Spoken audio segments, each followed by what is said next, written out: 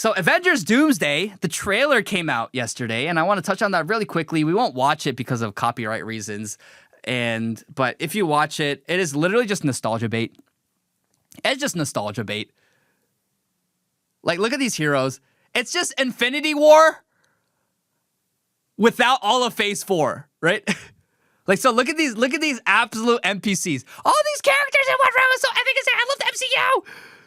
Right? So you have the Fantastic Four here now. You have Ant-Man. You have fake Captain America. You have Thor. You have a Black Widow, Florence Pugh playing her. I don't know who else those are. They're probably people from Phase 4, which I don't know. But yeah, it's funny because the MCU said, yeah, we're actually going to scrap everything from Phase 4 and all our failures. And we're just going to leave off basically after Endgame. Basically, yeah. It's just nostalgia bait. They're so desperate. That's why they're bringing back people and characters that were long gone or weren't part of the MCU, and they introducing them. Like, look at this, like Mystique in Avengers Doomsday playing Black Widow. She just looks awful. Looks awful. Completely I mean, can we just get like Jennifer Lawrence to play Mystique again? That was a lot better. But that being said, you just have this scene that everyone was freaking out about. It was Thor handing off the hammer to Steve Rogers, and it's like, oh, Steve Rogers is back. It's like, with Chris Evans, and I'm like, dude, like, what else is there to say? The scene is meaningless, and it makes Steve Rogers' past decisions meaningless, and that's the problem with the MCU. Their extended universe, where they introduced time travel to be the solution for Endgame, and now they made time travel canon, at least in the MCU, so that you can just go back in time or just mess with time, so that why? So then your decisions have no weight, have no stakes, and then if you want to conveniently revive someone who died or who made decisions that was, you know, that had consequences and stakes, actually, no, we'll just go back into the past and bring him back, because time, reality, alternate dimensions. Oh, I'm so smart. Like, everything that they do becomes meaningless now. Everything that happened in the MCU, everything that happened in Endgame and Infinity War and all of the MCU becomes meaningless, and it just becomes slop for NPCs to consume. And so what made the MCU great in the first place, they're losing it. And those who are running, like Kevin Feige and everyone at the MCU, like, they don't understand what made the MCU great in the first place. They think it's the comic book characters. They think it's the action. No, it was the stories, and it was the setup of the stories.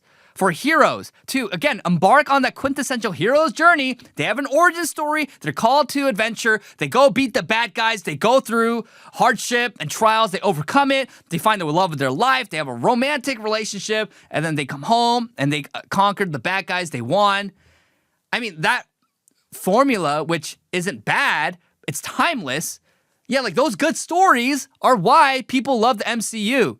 Before the MCU, Marvel was not as popular, nearly as popular as DC superheroes. Of course, you had Spider-Man with the Sam Raimi Spider-Mans. Yes, we love Tobey Maguire, greatest Spider-Man ever.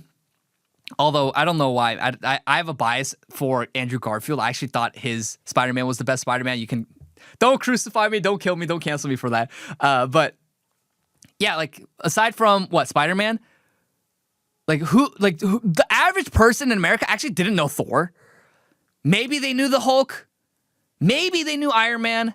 But most people before the MCU, all they really knew, and the zeitgeist in terms of superheroes was what? Superman, Batman, Green Lantern, Cyborg. Remember Teen Titans? But because of the MCU, Marvel became famous. Where the normie didn't know anything about Marvel, now they do. Why? Because they were good films. Maybe not the best films in history, but they were good films with good stories and compelling characters, great acting, good writing. That's why, like, you look at all of these old school OG Captain America, Iron Man movies, like, they're freaking right-wing as heck, actually. But they're awesome. You have Iron Man going around killing terrorists. You have Captain America, like, going against and bucking against oligarchical, globalist, tyrannical powers. Yeah, heck yeah, super right-wing, bro. And now it's like, we're just gonna have all these characters who died and all their actions become meaningless. Yeah, like yeah, whatever. We just got to make money now because we're desperate and everyone's losing interest in the MCU. And unfortunately, I think it's gonna do well. It's gonna do well because they're bringing back the name recognition, and everyone's like, oh, like yes, we will consume slop. But I will be watching.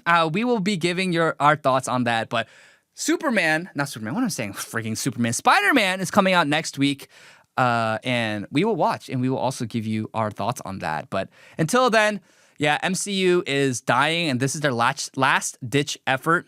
I believe that this will do well. I do.